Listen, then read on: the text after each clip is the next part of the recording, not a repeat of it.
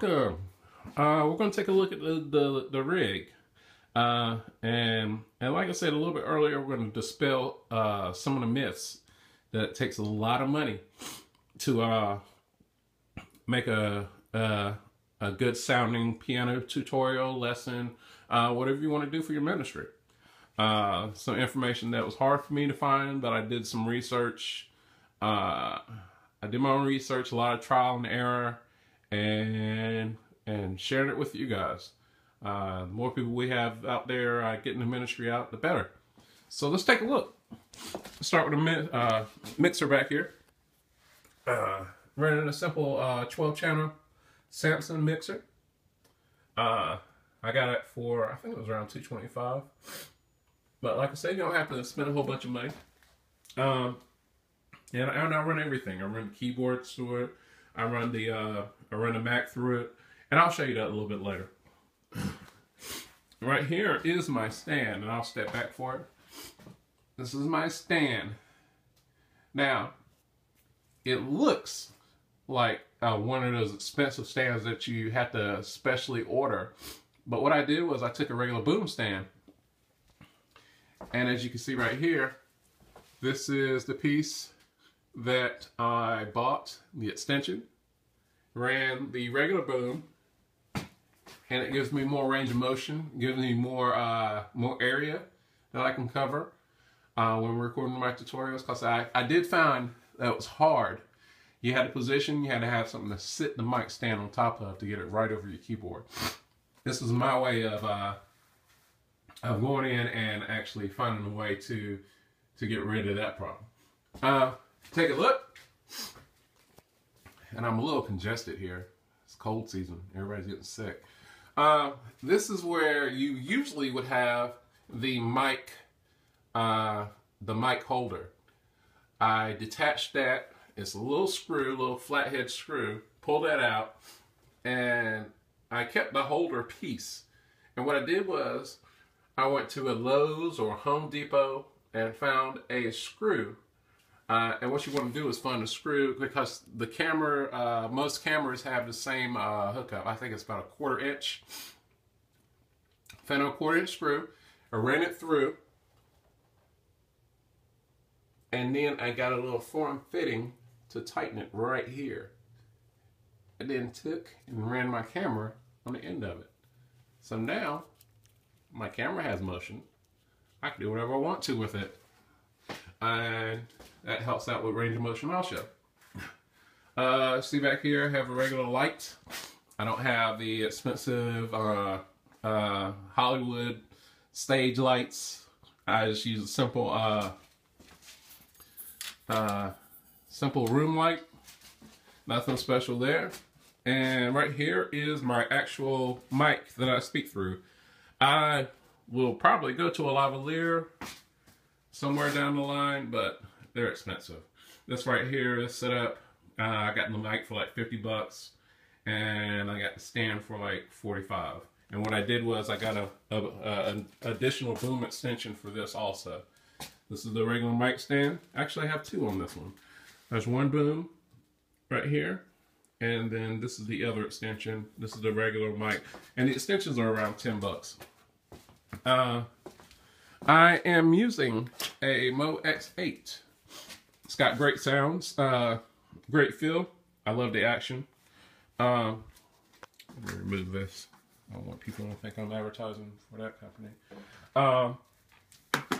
But anyway, it's great sounds, great feel.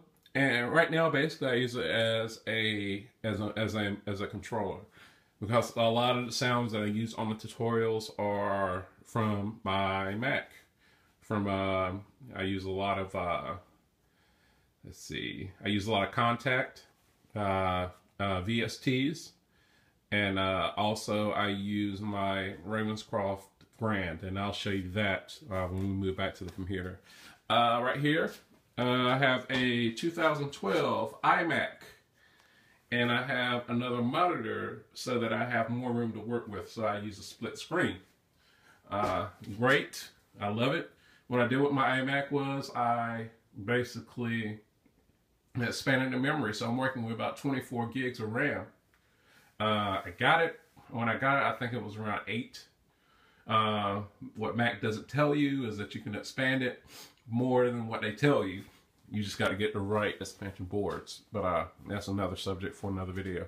As you can see here, I have two interfaces, and that's for use of my keyboard. I run a Mac through it. I run the microphones through it, and I'll show you more of these once we get to the computer also. And then on top, I have a 3 terabyte hard disk drive, external drive, for saving a lot of stuff that I use, a lot of videos, a lot of raw videos. I want to keep them because I like to edit them and mix them and whatnot. If I want to use them for another video, whatnot, I can do that. It's all there. 3 terabytes. It's almost impossible to use that much, not unless you're a huge company that runs gigs and gigs of data on every day. I plan to get another one to have a double backup, just because that's what I like to do.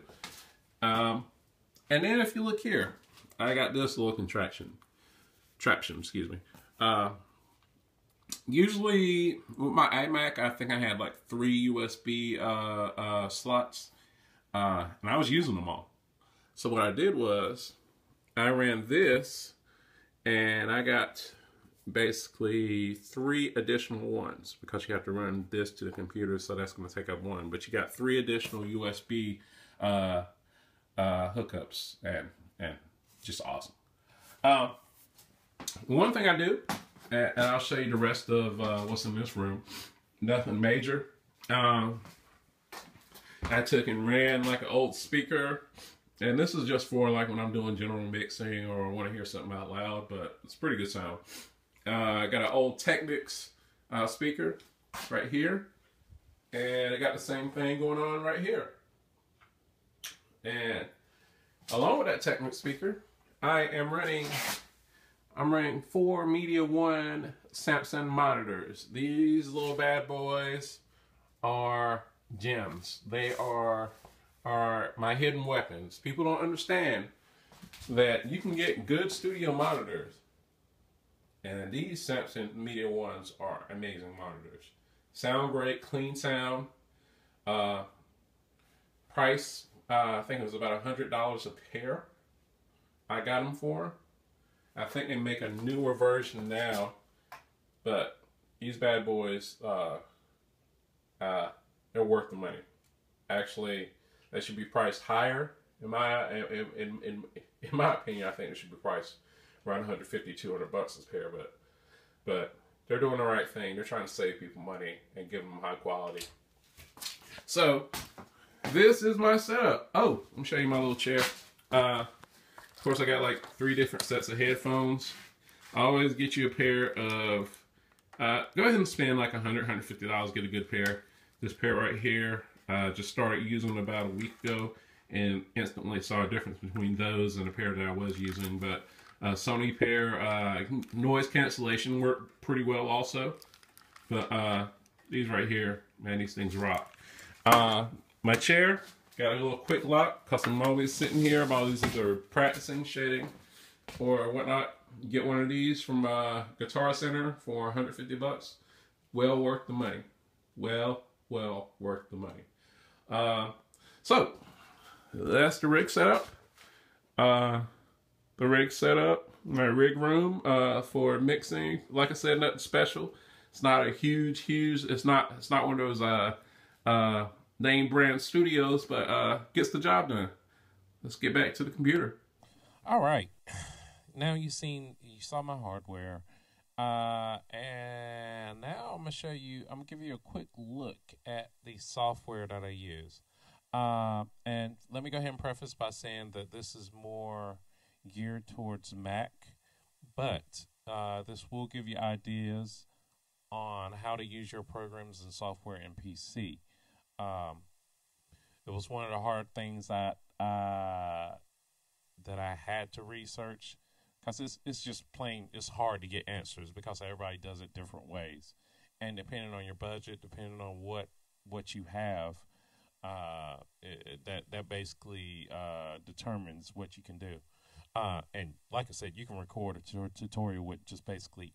I did my first tutorial with nothing but my cell phone and a little mount right close to my keyboard, and I had the audio being caught by the cell phone, and I was lucky that it sounded great. Not lucky, but blessed. But anyway, let's take a look at my software. Now, one thing I was using, and I'll give you a quick sneak peek, is I'm using Camtasia 2 right now. But one thing that I was using, there's a free version and then there's a light version. I think it's between $5 and $10. I can't remember the exact price. But Screen Record Utility. Let me actually bring that up for you. And it's pretty cool. You get to select the area. You can select full screen. Basically select what kind of quality you have. And that all depends on what kind of computer you're using, basically. You can pick your audio. I mean, you can see all my inputs. Not my inputs, but my outputs. Insert your logo if you have a logo. You actually take pictures of the screen. So it's a pretty cool program. So definitely look into it if Camtasia is not your cup of tea. And that's what I'm using now, so I can't really show you Camtasia. I wish there was a way I could show you while using it at the same time, and there probably is. But I'm just not hip to it yet. And actually, well, I'm still not being able to show you because I could show you the actual user interface, but that's not going to help you out. But anyway, I'm getting too far out there. I'm just showing you how to set everything up. Now, one thing I found that you could do is QuickTime is awesome because that is the passageway to open up my camera. The camera I am using is a C920. It's a Logitech C920. Great camera. It won't say on a box that it's compatible with Mac, but it works fine, works great. You will not be upset about spending the money once you use it. So we're going to start QuickTime, and bam, there I am. That's my overhead, and you saw how my hardware is basically set up earlier. So I'm going to move this down on my screen. This is something that I usually do. And I am going to start up Humblekeyz, another great program. And this is the program Jamal Hartwell Gospel Musicians couldn't get the word out.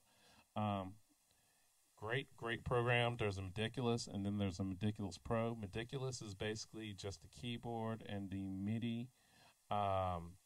And basically, you can bring in MP3 files, slow them down, speed them up, change the keys by going up and down. Also, bring in MIDI files, and it just lights up your screen and shows you exactly what's playing. Great program. Now, as you can see, I'm already hooked up and ready to go. Bam. Because everything is running through the computer. There's no sound. So what I am going to do, see over here, I have UVI, I have contact, and it just depends on what song you're teaching or what direction you're going. So for the purposes of this video, let's open up UVI. All right, it is opening up. Go to my documents. I'm going to open up my Ravenscroft 275. Great grand piano, amazing grand piano. So we're almost set up right here and ready to go. Let's see, it's all good to go. Bam, bam. Let's see, she's ready to play.